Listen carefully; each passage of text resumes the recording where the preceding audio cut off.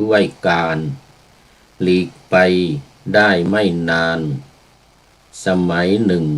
พระผู้มีพระภาคประทับอยู่ณภูเขาคิดกูฏที่กรุงราชคฤห์นี้ เมื่อพระเทวทัตไปแล้วทรงปรารภพระเทวทัตและทรงได้เรียกภิกษุทั้งหลาย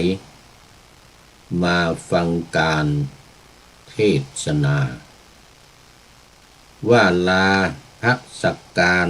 และความสรรเสริญเกิดมาแก่เทวทัตเพื่อฆ่าตนเองเพื่อความเสื่อมทรามต้นกล้วยนั้นเปล็ดผลเพื่อฆ่าตนเองเพื่อความเสื่อมเสียและเลวทรามฉันใดลาภสักการและความสรรเสริญเยินยอเทวทัตท่านเพื่อฆ่าตนเองนั้นเพื่อความเสื่อมฉันนั้นแลขอถวายความนอบน้อมแด่พระรัตนตรัยมีพระพุทธเจ้าเป็นต้นขอถวายความเคารพพระมหาเถระพระเถรานุเถระเจ้าคณะพระสังฆาธิการทั่วโลก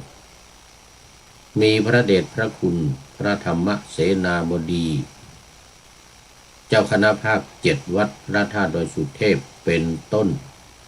และขออำนวยพรแด่ท่านผู้ฟังท่านผู้ชมสาธุชนพุทธบริษัททั้งหลายวันนี้รายการพระไตรปิฎกลอยฟ้าก็ลอยมาจากวัดพระธาตุดอยสุเทพเยอรมนีเหมือนเดิมเพราะว่าตอนนี้กำลังพักผ่อนนอนหนาวอยู่ที่วัดพระธาตุดอยสุเทพเยอรมนีแห่งนี้มาเป็นเวลา 3-4 เดือนแล้วแล้วก็ได้รับมอบหมายให้อยู่เฝ้าวัดนี้ต่อไปอีกสักระยะหนึ่งเพราะว่ากำลังจะส่งพระธรรมทูตมาอยู่ประจำมาดูแลรับผิดชอบอยู่ประจำเนี่ยมาเป็นเจ้าอาวาสวันนี้ก็มีคุณโยมมาตินมาตัดหญ้าตัดตกแต่งต้นไม้รั้วต้นไม้ที่ปลูกขึ้นเป็นรั้วของวัดโอ้สวยงามมากตัดและตกแต่งสวยงามเลยเนื่องจากว่ามัน 2-3 ปีแล้วไม่ได้ตัดเหมือนกันนะมันก็ยาวขึ้นมาจนลมนึกว่ามันเป็นคันนา เป็นคันกั้นน้ำใหญ่ๆโอ้เป็นว่ามันไม่ได้ตัด วันนี้ก็ไปเอาเครื่องตัดหญ้าเครื่องตัดต้นไม้จากนู่นเนี่ยวัดพระธาตุดอยสุเทพเสาวลันนู่นอีกวัดหนึ่งอยู่ที่เฮมาเมืองเฮมา ไกลจากนี้ไปอีกนั่งรถไปประมาณ1.5 ชั่วโมงขับรถไปประมาณ1.5 ชั่วโมงเป็นวัด ของวัดธาตุดอยสุเทพเสาวลันอีกวัดหนึ่งมีท่านเจ้าคุณสิริเจติยานุกูลท่านอาจารย์พระมหานิกรเป็นเจ้าอาวาสอยู่ตอนนี้แล้วก็กำลังซ่อมแซมเห็นว่าจะให้เสร็จเนี่ยเร็วๆนี้เงิน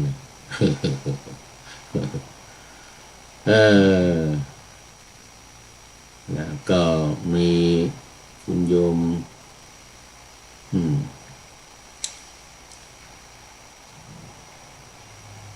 ออฟแอป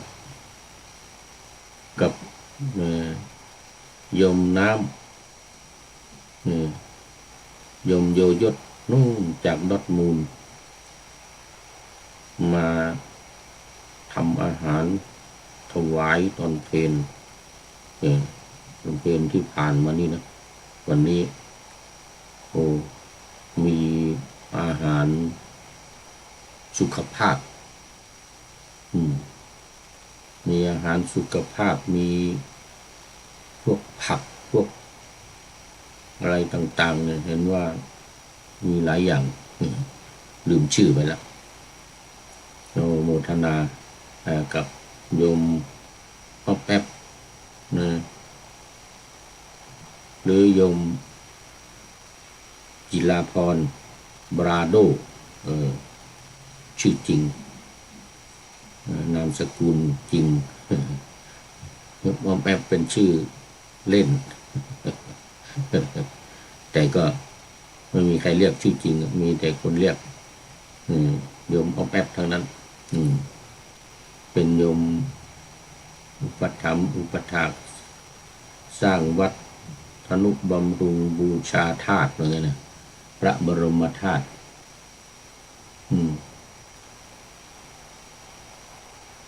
นี่ก็จะมีการเฉลิมฉลองวัดพระธาตุดอยสุเทพเยอรมันนี้ในวันที่25เดือนนี้25กุมภาพันธ์นี้ก็จะมีการบูชาพระบรมธาตุมีนางรำฟ้อนเล็บมานี่ก็สั่งซื้อเล็บจากเมืองไทยมาอีก20 ชุดจะมีนางรำมาเป็นจำนวนมาก20 กว่าคน20-30นะว่าโมทนากับคุณโยมนางอันนี้โยมนางเป็นหัวหน้าโยมนางเป็นหัวหน้าเมื่อวานนี้พามาร่วมงานวันวิสาขบูชาก็มาซ้อมฟ้อนลำกันใหญ่เลย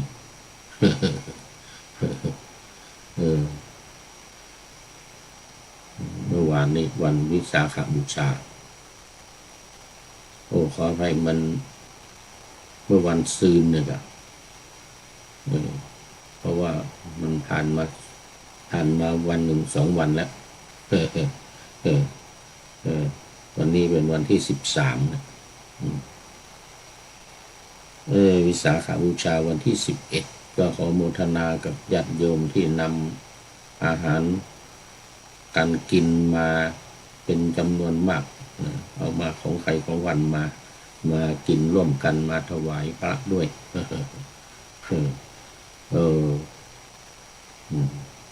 โมทนากับ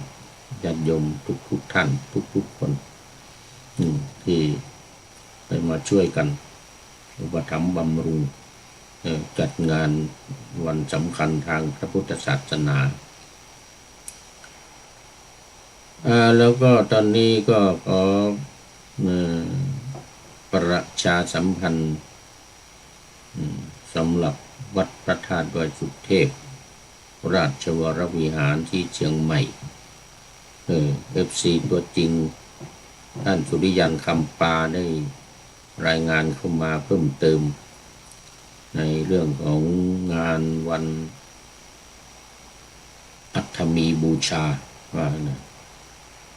เริ่มนะตั้งแต่วันเนี้ยไปจนถึงวันที่18เริ่มมาถึงวันที่18มีเทศนะเทศมหาเทศประจำแล้วก็มีสวดสหัสนัย8 รูปนะวันละ8 รูปแล้วก็แสดงธรรมนี่1 กัน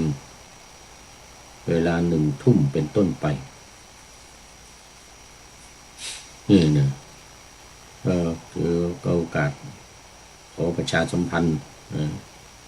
ผ่านรายการนี้ญาติโยมทั้งหลายได้รับฟังกัน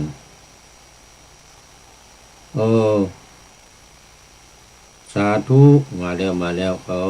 ต้อนรับคุณโยมคำพันธ์คุณโยมคำพันธ์ทองน่าจะเป็นทองแช่มนะ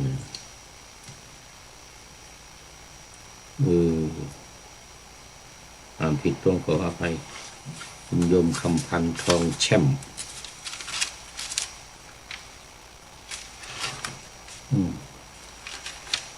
เดี๋ยวก่อนFG ใหม่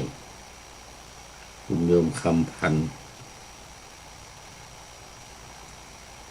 ทองแช่ม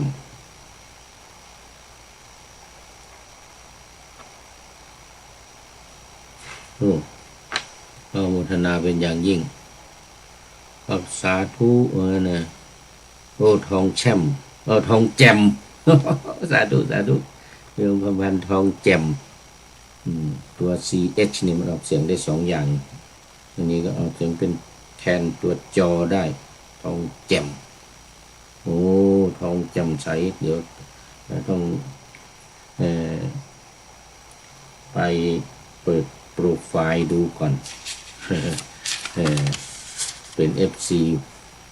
ใหม่มาอีกท่านหนึ่งครับมาสาธุว่างั้นนะโมทนานึกว่าไม่มีใครแล้ววันนี้เพราะว่ามันดึกแล้วที่เมืองไทยก็เที่ยงคืนแล้วเนี่ยยังมีคุณโยมยังไม่หลับยังไม่นอนโมทนาเป็นอย่างยิ่งโมทนารายการของเรานี่พระไตรปิฎกลอยฟ้านี่ก็นำไปออกอากาศทางสถานีวิทยุ5 แห่งโยมครับทางผมเป็นเที่ยงวันครับเที่ยงวัน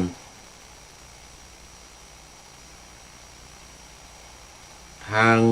อเมริกาหรือเปล่าเนี่ยอเมริกานี่เที่ยงวันนี่นะทางทวีปอเมริกาโน่นอเมริกาแอฟริกาอะไรทางโน้นอเมริกาทางผมเป็นเที่ยงวันครับเมื่อนะอเมริกาดูละเพราะว่าจะห่างจากเมืองไทย12 ชั่วโมงห่างจากเยอรมันนี่ไป5 ชั่วโมงห่างจากเยอรมันนี่ไป5 ชั่วโมงสาธุขอบคุณมากนะเดี๋ยวต่อไปจะได้เป็น FC ประจำFC ประจำทางอเมริกาทางโน้นมีกิจการงานอะไรจะเผยแพร่ประชาสัมพันธ์บอกข่าวก็ขอเชิญได้อะไรเขาเรียกว่าแจ้งมาได้นี่ทางเมืองไทยก็แจ้งเข้ามาเป็นระยะทางกรุงเทพทางลำปางทางเชียงใหม่อันนี้ก็ได้จะได้ประชาสัมพันธ์ให้ อ้าวสถานีที่หนึ่งก็วัดพระธาตุดอยสุเทพ FM 96 เมกะเฮิรตซ์มีพ่อครูวันลบนามวงพรหมเป็นผู้อำนวยการอาจารย์พระมหาประสิทธิ์ประสาธิโกเป็นหัวหน้าสถานีและอาตมาภาพพระครูปริยัติยานุศาสตร์เป็นผู้บรรยายนะเวลาดึกหน่อยออกตอน5 ทุ่มถึงเที่ยงคืนทุกวัน5 ทุ่มถึงเที่ยงคืนทุกวันที่จังหวัดเชียงใหม่FM 96 เมกะเฮิรตซ์2 สถานีวิทยุเพื่อการศึกษาพระพุทธศาสนาและวัฒนธรรมวัดฝายหินตำบลสุเทพอำเภอเมืองเชียงใหม่มีท่านพระครูสมุวิสุวัตรวรกิจโจเจ้าอาวาสวัดฝายหินเป็นผู้อำนวยการออกอากาศเวลา8 ถึง 9 นาฬิกาวันจันทร์ถึงวันศุกร์วันจันทร์ถึงวันศุกร์นี่มีรายงานอยู่หน้าจอด้วยนี่มีตัวเลื่อนเนี่ยสสวเนี่ยวัดฝายหิน17 ถึง 18นี่เป็นรายการนาวาวังทอง3 สถานีวิทยุคลื่นสีขาวเพื่อชาวประชาวัดปากทางเจริญอำเภอดอยหล่อจังหวัดเชียงใหม่มีท่านพระครูอภิวัฒนวิกรมหลวงพ่อรองเจ้าคณะอำเภอดอยหล่อจังหวัดเชียงใหม่เป็นผู้อำนวยการออกอากาศเวลา8 ถึง 9 นาฬิกาทุกวัน4 สถานีวิทยุชุมชนคณะสงฆ์อำเภอฝางจังหวัดเชียงใหม่นี่ก็มีพระเดชพระคุณหลวงพ่อพระครูสุจิตรานุรักษ์หลวงพ่อเจ้าคณะอำเภอฝางวัดพระพุทธบาทอุดมหรือน้ำบ่อสาวานี่เป็นผู้อำนวยการ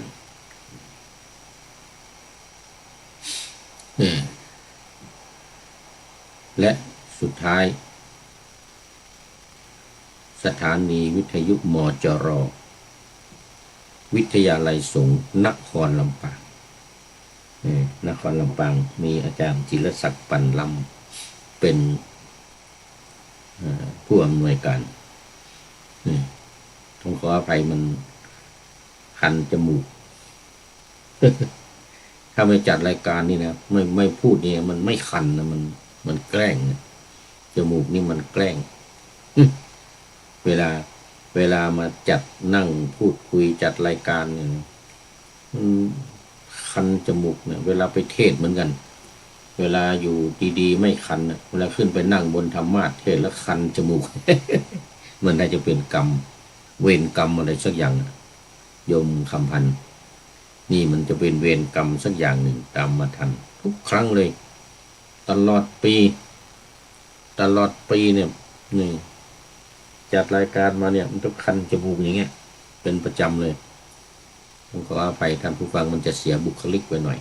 เสียบุคลิกลักษณะใครที่เข้ามาเห็นใหม่ถ้าเห็นบ่อยๆก็ชินตาไป ชินตาถ้าเห็นใหม่ๆนี่ก็จะดูเสียบุคลิกหน่อยเสียบุคลิกลักษณะ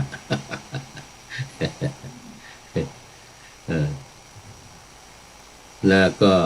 2-3 สถานีหลังนี่นะวัดปากทางเจริญอำเภอดอยหล่อวัดพระพุทธบาทอุดมอำเภอฝางแล้วก็มจร.วิทยาลัยสงฆ์นครลำปางเนี่ยจังหวัดลำปางเวลา8 ถึง 9 นาฬิกาทุกวัน3 สถานีนี้ทุกวัน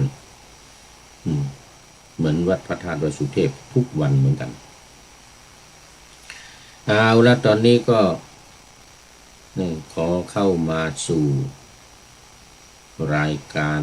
ธรรมะในรายการของเราเนี่ยธรรมะวันนี้ดังที่ได้ปักหน้าธรรมะไว้เป็นอจิลปักกันตสูตรอจิลปักกันตสูตรเดี๋ยวก่อน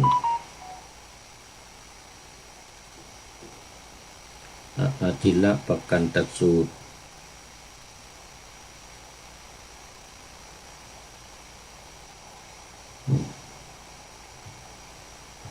ต้องขออภัยอาจิลปักกันตสูตรนี่ก็อยู่ในลาภสักการะสังยุตนะลาภสักการะสังยุตลาภสักการลาภสักการะลาภสักการสังยุตในนิทานนวรรคสังยุตตนิกายพระสุตตันตปิฎกเล่มที่16เล่มที่16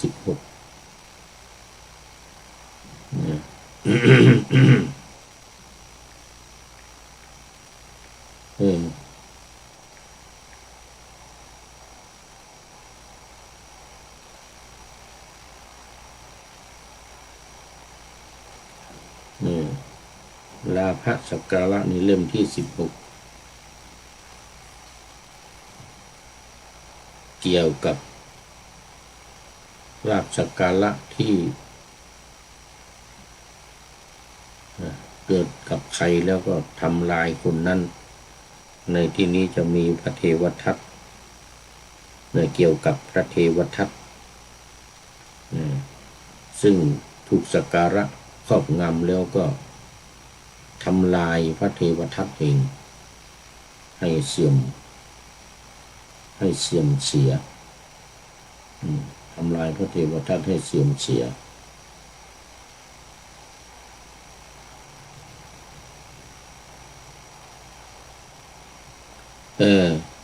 ดังที่ได้ป่าหน้าธรรมะไว้ว่าอจิรปักกันตสูตรนั้นว่าด้วยการหลีกไปได้ไม่นานสมัยหนึ่งพระผู้มีพระภาค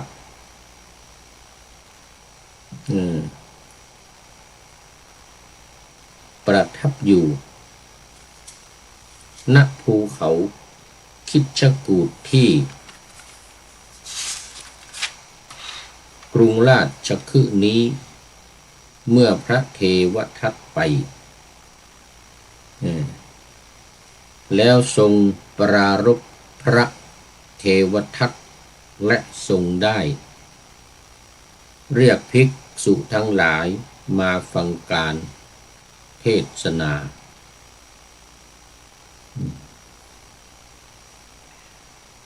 ว่าลาภสักการและความสรร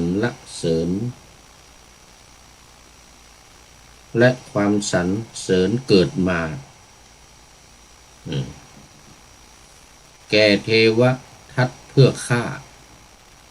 ตนเองเพื่อความเสื่อมทราม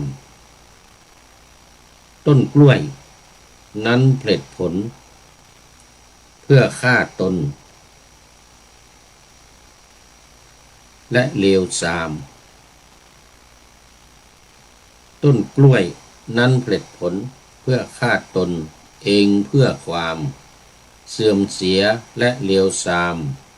ฉันใดลาภสักการและความสรรเสริญเยินยอเทวทัตท่าน เพื่อฆ่าตนเองนั้นเพื่อความเสื่อมฉันนั้นแหละพระเทวทัตนี่ดังที่เราทราบกันว่าได้ลาภสักการะเป็นจำนวนมากจากพระเจ้าพิมพิสารจากพระเจ้าพิมพิสาร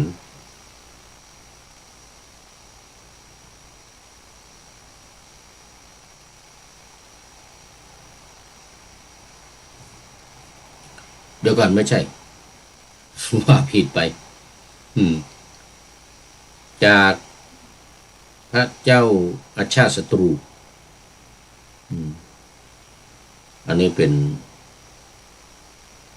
ลูกชายเป็นราชบุตรนะเป็นลูกชายของพระเจ้าพิมพิสารขึ้นครองราชสมบัติ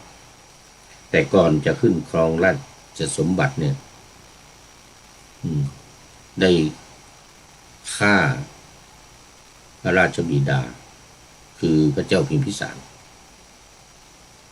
โดยการจับไปขังแล้วก็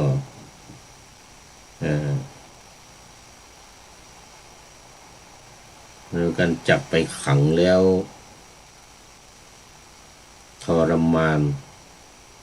จนตายจนจนจนสวรรคตที่วงคตสวรรคตตายไปเพราะอะไรเพราะว่าเกิดความโลภเกิดลาภสักการะที่เกิดจากการ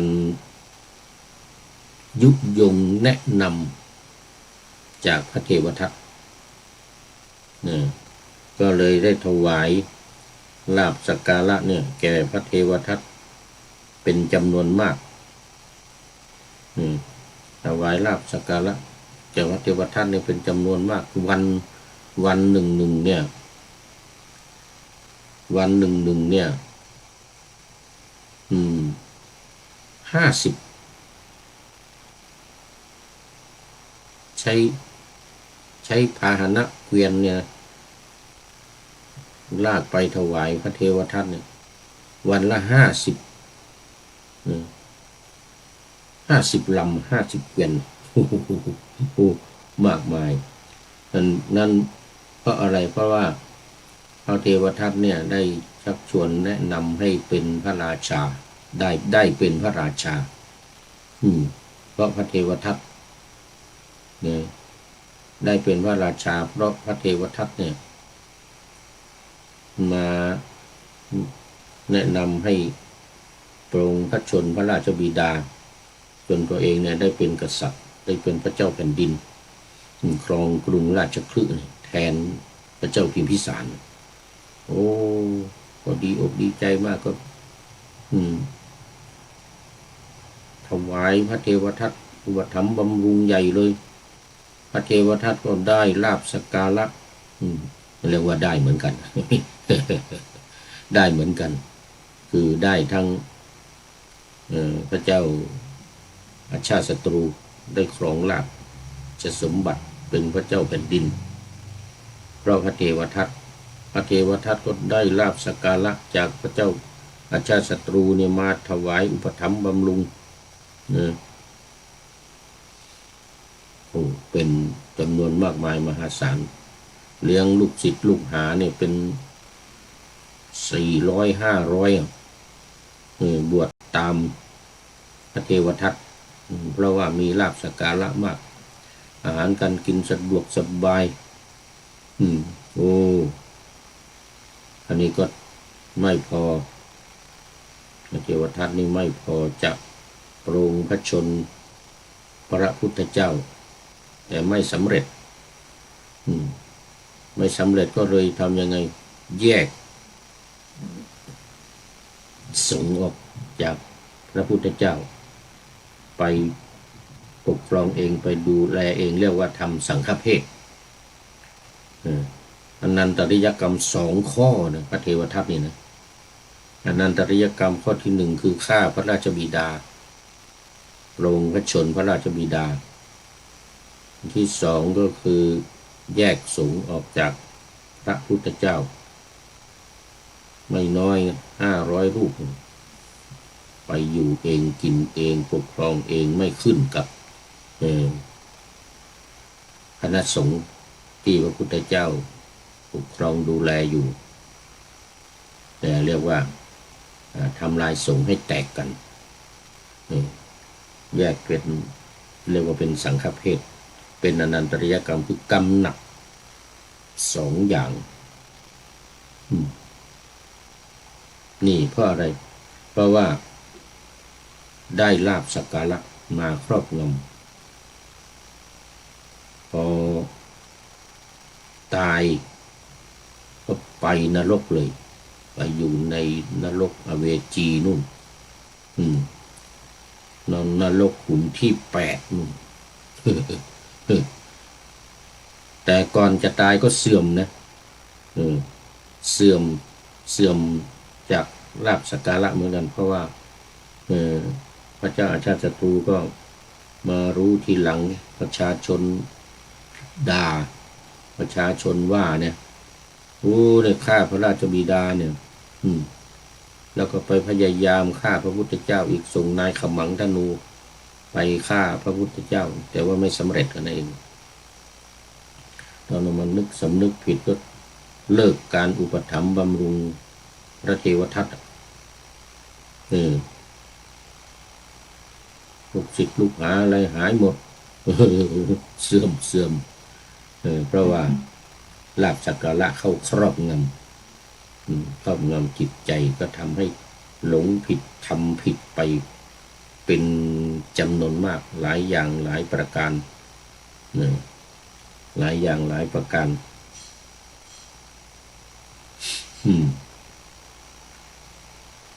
สุดท้ายถูกแผ่นดินสูบจะไปขอโทษพระพุทธเจ้าไม่ถึงเชตวันแผ่นดินสูบก็เลยลงไปถึงคางนี่จมลงไปก็ยกมือขึ้นท่วมหัวนี่โอ้ขอโทษขอพุทธเจ้ายกโทษให้พุทธเจ้าก็ยกโทษให้แล้วก็พยากรณ์ว่าพระเทวทัตเนี่ยจะได้เป็นในอนาคตพ้นจากอเวจีแล้วเนี่ยไม่มีพระพุทธเจ้าก็จะได้เป็นพระปัจเจกพุทธเจ้าชื่ออัฏฐิสักอัฏฐิสักสระน้ำเลยนะจะได้เป็นปัจเจกพุทธเจ้าแต่ว่าตอนนี้เสื่อมลาภเสื่อมยศลำบากขนาดหนักให้ลูกศิษย์หามไปเจตวันนู่นนี่มันฆ่าตัวเองอย่างนี้แต่พระองค์ก็ทรงเปรียบเทียบว่าต้นกล้วยเนี่ยนะต้นกล้วยนั้นผลิผลเพื่อฆ่าตนเองเพื่อความเสื่อมเสียและเลวทรามชั้นใดลาภสักการะและความสรรเสริญเยินยอเนี่ยนะพระเทวทัตก็ฆ่าตนเองฉันนั้นเหมือนกันฆ่าพระเทวทัตแล้วก็ทำลายพระเจ้าอาชาติศัตรูเนี่ยแทนที่ว่าจะได้เป็นโสดาบันจะได้บรรลุธรรมไม่ได้หมดตัดหนทางตัดมรรคตัดผลเพราะว่าทำอนันตริยกรรมฆ่าพระราชบิดาเนี่ยพอมารู้สึกตัวเข้าไปกราบพระพุทธเจ้าพระองค์ว่าโอ้เธอมาช้าไปแล้วเทวทัตไปเดี๋ยวอาชาติศัตรูนะเธอต้องไปตกนรกนู่นไปอยู่กับพระเทวทัตโน่นในนรกพระเจ้าอาชาติศัตรูนี่นะแต่ว่ายังดีอยู่หน่อยคือถึงพระรัตนตรัยคือยอมรับนับถือถึงพระรัตนตรัยเป็นที่พึ่งเป็นสรณะอยู่ถึงจะตัดมรรคผลนิพพานไปแล้วก็ยังมาอุปถัมภ์บำรุงพระพุทธศาสนาในภายหลังแล้วก็อุปถัมภ์การทำสังฆายนาครั้งแรกนะที่ภูเขาเวปาละบรรพตตอนนั้นเป็นเจ้าแผ่นดินอยู่พระองค์ปรินิพพานแล้วก็ได้3 เดือนทำสังฆายนามหากัสสปะ ก็ได้รับการอุปถัมภ์จากพระเจ้าอาชาติศัตรูดังนั้นลาภสักการะเนี่ยมันจึงเป็นสิ่งที่เลวทรามมากเป็นอันตรายต่อการบรรลุมรรคผลนิพพานบรรลุมรรคผลบรรลุนิพพานบรรลุธรรมแม้แต่โสดาบันเป็นต้นไปสกทาคามีอนาคามีจนถึงอรหันต์นี่ไม่มีทางแม้โสดาบันก็ไม่ได้เพราะว่าทำให้ทำกรรมหนักทั้งพระเทวทัตทั้งพระเจ้าอาชาติศัตรูทั้งพระเจ้าอาชาติศัตรูนี่ก็เปรียบเทียบกับต้นกล้วยเนี่ยเวลามันออกผลเนี่ยมันออกมาแล้วก็พอว่าตัดกล้วยตัดกล้วยออกแล้วเนี่ยนะต้นกล้วยก็ตายคือมันมีผลมาถ้าไม่มีก็ไม่เป็นไรนะ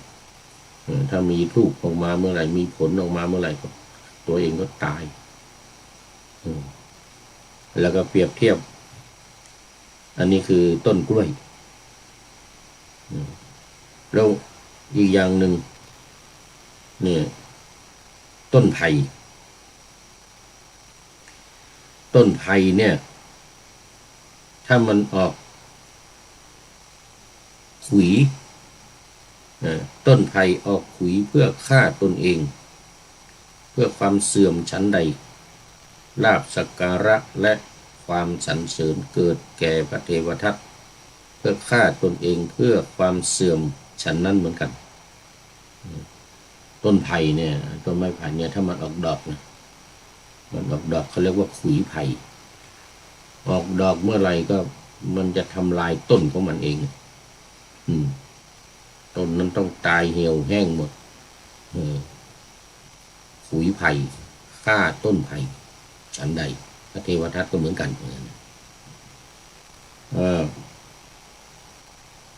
ต้นอ้อออกดอกเพื่อฆ่าตนเองเหมือนกันไม้อ้อที่อยู่ตามป่าอยู่ตามลำห้วยตามห้วยหนองคลองบึงออกมาเนี่ยออกดอกมาเมื่อไหร่ก็ฆ่าต้นอ้อนั้นก็ตายฉันใดลาภสักการะก็เกิดขึ้นแก่พระเทวทัตแล้วก็ฆ่า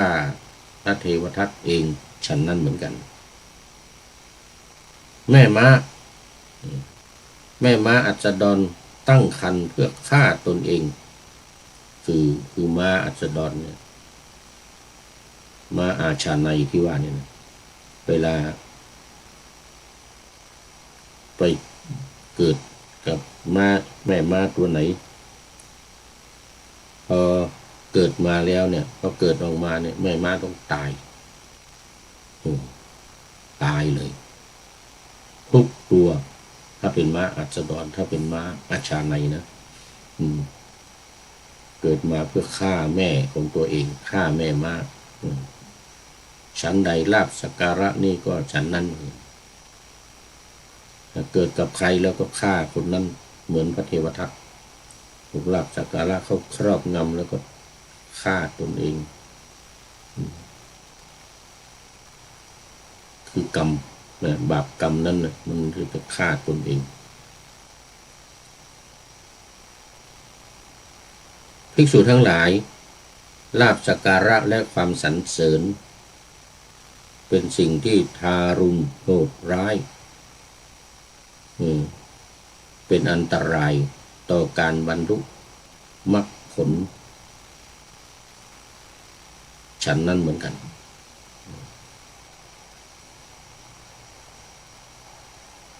เมื่อพระพุทธองค์ตรัสอย่างนี้แล้วก็ได้ตรัสพระคาถาหนึ่งว่าผลกล้วยฆ่าต้นกล้วยขุยไผ่ฆ่าต้นไผ่ดอกอ้อ ฆ่าต้นอ้อลูกม้าอัสดรฆ่าแม่ม้าฉันใดสักการะย่อมฆ่าคนชั่วฉันนั้นเหมือนกันอจิละปกันตสูตรนี้ก็จบเป็นสูตรที่ห้าอันนั้นในสูตรนี้ก็พูดถึงความโหดร้ายของลาภสักการะต่อไปมันจะเหมือนกันแต่ว่าตัวละครต่างกันไปหน่อยปัญจรัฐสตสูตรสูตรที่หกว่าด้วยราชรถ500ราชรถ500พระผู้มีพระภาคก็ประทับอยู่ที่พระเวฬุวันสถานให้เหยื่อกระแตเขตกรุงราชคฤห์เหมือนกันสมัยนั้นอาชาติศัตรูราชรถราชกุมารเนี่ยเสด็จโดยราชรถ500 คันไปบำรุงพระเทวทัตทั้งเวลาเย็นเวลาเช้าและรับสั่งให้นำภัตตาหารที่สมควรไปพระราชทาน500 สำรับครั้งนั้นภิกษุเป็นจำนวนมากเข้าไปเฝ้าพระผู้มีพระภาคถวายอภิวาทแล้วก็นั่งณที่สมควรได้กราบทูลพระผู้มีพระภาคว่าข้าแต่พระองค์ผู้เจริญอาชาติศัตรูราชกุมารเสด็จไปโดยรถ500 คันไปบำรุงพระเทวทัตถวายภัตตาหารที่สมควรแก่พระเทวทัตและพระราชทานให้แก่ภิกษุสานุสิทธิ์ของพระเทวทัต500 สำรับทุกวันเลยนะน่าอัศจรรย์มากเลยภิกษุทั้งหลายตัวเองต้องบิณฑบาตเนาะต้องบิณฑบาตแต่พระเทวทัตนี่ไม่ต้องเลยพร้อมกับลูกศิษย์อีก500แล้วก็ภัตตาหารก็500 สำรับพระเจ้าอาชาติศัตรูเนี่ยนำไปถวายทุกวันแล้วก็ไปตรงเวลาเช้าเวลาเย็นเหมือนตอนเย็นไปก็นำปานะไปอัฐบาลไปถวายพระเทวทัตพร้อมกับลูกศิษย์ทุกไปทั้งตอนเช้าทั้งตอนเย็นแต่จากรับสั่งให้นำภัตตาหารสมควรถวาย500 สำรับเพียงใดพุทธองค์ตรัสเพียงใดเทวทัตก็พึงหวังความเสื่อมในกุศลธรรมทั้งหลายเพียงนั้นหวังความเจริญไม่ได้เปรียบเหมือนสุนัขดุที่เขาขยี้ดี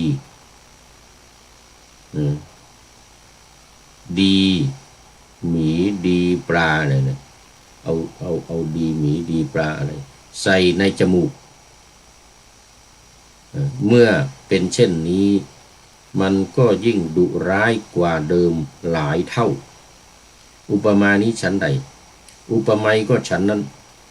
อัจฉาศัตรูราชกุมารจักเสด็จโดยราชรถ500 คันไปบำรุงพระเทวทัตทั้งเวลาเย็นและเวลาเช้าและจักรับสั่งให้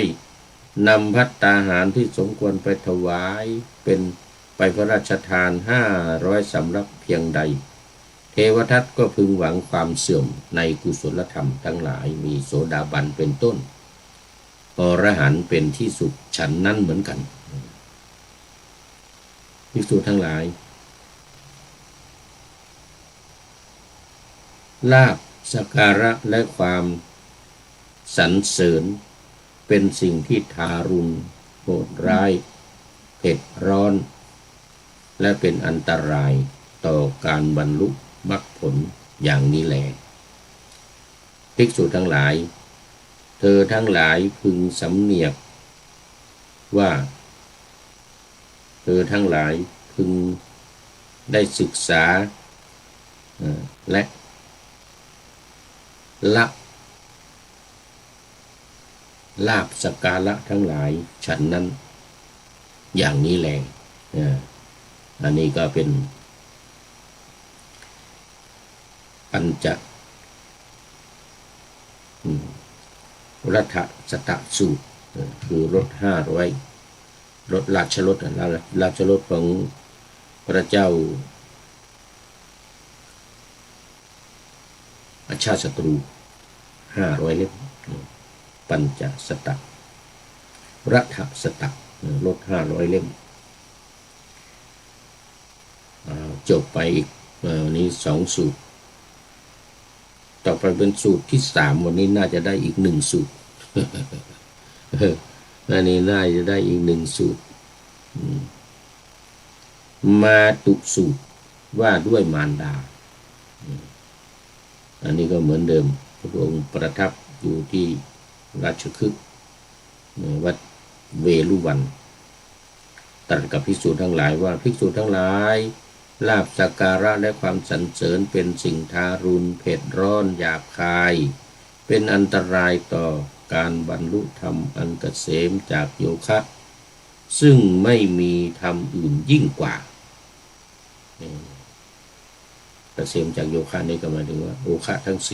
4กามโมคะภโวคะทิฏโธคะและอวิชโชคะโอคะคือกามโอคะคือภพโอคะคือทิฏฐิและโอคะคืออวิชชาที่ท่วมทับคนท่วมทับจิตใจของคนเรากำหนดรู้ใจของบุคคลบางคนในโลกนี้ด้วยใจอย่างนี้ว่าแม้เพราะเหตุแห่งมารดาท่านผู้นี้ก็ไม่จงใจพูดเท็จไม่จงใจพูดเท็จต่อมาเราเห็นเขาถูกลาภสักการะและความสรรเสริญครอบงำย่ำยีจิตแล้วก็พูดเท็จทั้งที่รู้อยู่ภิกษุทั้งหลายลาภสักการะและความสรรเสริญเป็นสิ่งทารุณเผ็ดร้อนหยาบคายเป็นอันตรายต่อการบรรลุธรรมอันเกษมจากโยคะซึ่งไม่มีธรรมอื่นยิ่งกว่าเพราะเหตุนั้นแหละเธอทั้งหลายพึงศึกษาอย่างนี้ว่าเราทั้งหลายจักละลาภสักการะและความสรรเสริญที่เกิดขึ้นลาภสักการะและความสรรเสริญที่เกิดขึ้นแล้วก็จักไม่ครอบงำจิตของเราทั้งหลายตั้งอยู่เธอทั้งหลายพึงศึกษาอย่างนี้แลอันนี้ก็จบไปอีกสูตรหนึ่งคือ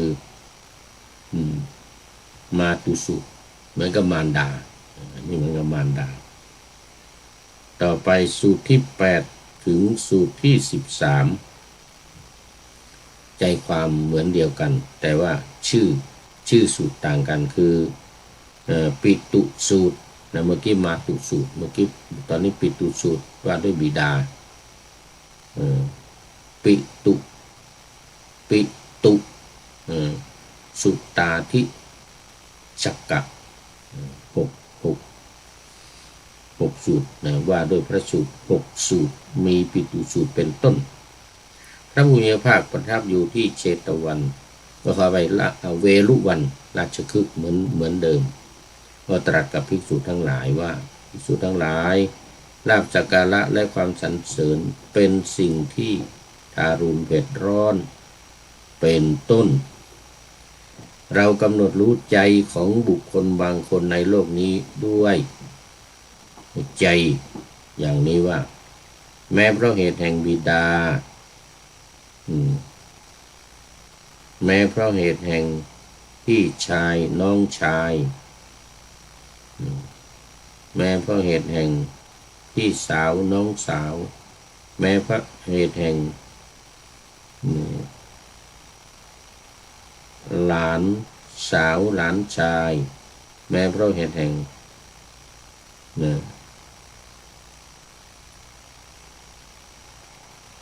ผู้มี อุปการะคุณหญิงชายลาภสักการะก็จึงเป็นสิ่งที่โหดร้าย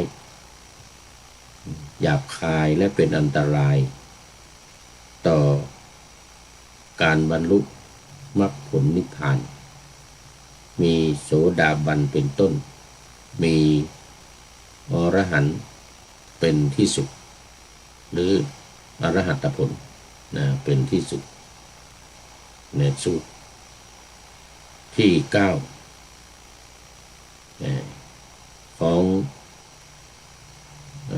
ลาภสักการะนี่ก็จบตอนนี้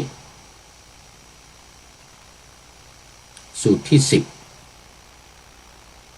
สูตรที่10แม้เพราะเหตุแห่งพี่สาวน้องสาวสูตรที่10แม้เพราะเหตุแห่งบุตรและบุตรีก็เป็นสูตรที่11แม้เพราะเหตุแห่งธิดาก็เป็นสูตรที่12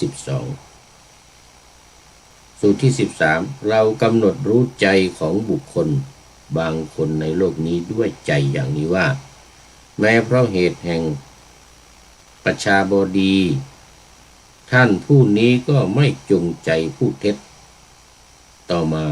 เราเห็นเขาถูกลาภสักการะและความสรรเสริญครอบงำย่ำยีจิตแล้วก็พูดเท็จทั้งที่รู้อยู่ภิกษุทั้งหลายลาภสักการะและความสรรเสริญเป็นสิ่งทารุณเผ็ดร้อนหยาบคายเป็นอันตรายต่อการบรรลุธรรมอันเกษมจากโยคะซึ่งไม่มีธรรมอื่นยิ่งกว่าเพราะเหตุนั้นเธอทั้งหลายพึงศึกษาอย่างนี้ว่าเราทั้งหลายจักละลาภสักการะและความสรรเสริญที่เกิดขึ้นลาภสักการะและความสรรเสริญที่เกิดขึ้นแล้วจักไม่ครอบงำจิตของเราทั้งหลายตั้งอยู่เธอทั้งหลายพึงศึกษาอย่างนี้ปัจฉาปฏิสูตรที่13ก็จบจตุถวรรคจบว่าด้วยลาภสักการะรวมพระสูตรในวรรคนี้ก็มีทั้งหมด13สูตรคือพินทิสูตร2กุศลมูลสูตร3กุศลธรรมสูตร4สุกธรรมสูตร5อจิละปักกันตสูตร6ปัญจรัฐสตสูตร7มาตุสูตร8ปิตุสูตร9พาตุสูตร10ภัคคินีสูตร11ปุตตสูตร12ทีตุสูตรและ13ปัจฉาปฏิสูตรชาบดีนี่ก็เป็นสูตรที่มาในวรรคนี้รวมกันทั้งหมด13สูตรลาภสักการะสังยุตนี่ก็จบบริบูรณ์เลยวันนี้ลาภสักการะสังยุตนี่เป็นสังยุตที่6เนี่ยในนิทานวรรคสังยุตตนิกายพระสุตตันตปิฎกเล่มที่16จบ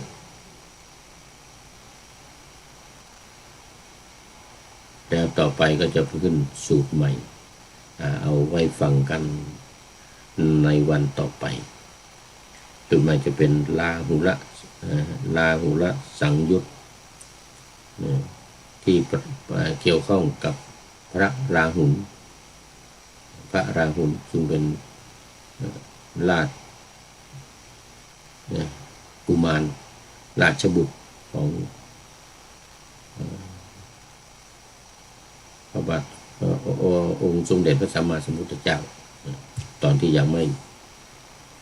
เสด็จออกวิเนศกรมไม่ได้เสด็จออกผนวดเป็น พระพุทธเจ้าเอาละสำหรับวันนี้ลาภัสสักการะสัญญุก็จบบริบูรณ์เอาไว้แค่นี้ก่อนวันต่อไปก็จะได้จะไม่กันครับโทรศัพท์ของโยมอ่ะใช่ครับ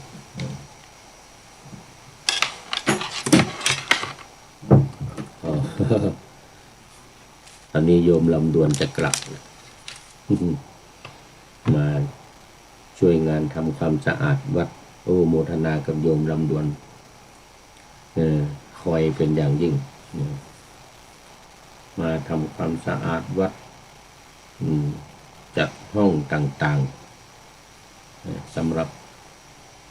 รอรับพระธรรมทูตที่จะมาเดี๋ยววันที่21นี้ท่านอาจารย์พระครูดร.ชัยวิชิตกับอาจารย์พระมหาสุนทรก็จะมาร่วมงานมาจัดงานครบรอบ11 ปีของวัดพระธาตุดอยสุเทพเยอรมันแห่งนี้นะสำหรับตอนนี้ก็ขอนำรายการพระไตรปิฎกลอยฟ้าจากท่านผู้ฟังไปก่อนโอ้คุณโยมคำพันธ์ทองแจ่มจากสหรัฐอเมริกาวันนี้เป็นท่านแรกแล้วก็เป็นท่านสุดท้ายเพราะว่ามันดึกแล้ววันนี้ขอนำพระไตรปิฎกลอยฟ้าไปจากผู้ฟังทั้งหลายในโลกล่าวันต่อไปจะได้จรย้อนกลับมาสู่สถานีใหม่ให้ท่านฟังอย่าลืมเปิดวิทยุหรือเครื่องรับโทรศัพท์โมบายคอมพิวเตอร์พัง YouTube เฟซเพจไลน์ให้ดังๆเพื่อชมฟังรายการวันต่อไปขอทุกท่านมีความสุขทุกคืนวันนำธรรมะประกอบการงานทั้งหลายเช่นขยันทำงานทางวาจากายใจขวนขวายกิจการงานนานาบำเพ็ญสาธารณประโยชน์เว้นสิ่งที่มีโทษโปรดเยี่ยงสาประกอบแต่กรรมดีมีราคาแสวงหาเงินทองครองใจคนเสียสละพละทรัพย์นับมากน้อยไม่ให้ล้านก็ให้ร้อยไม่ด้อยผลเอื้อคนรวยช่วยคนยากฝากคนจนให้ทุกคนเท่ากันมาตรฐานเดียวขอเจริญพร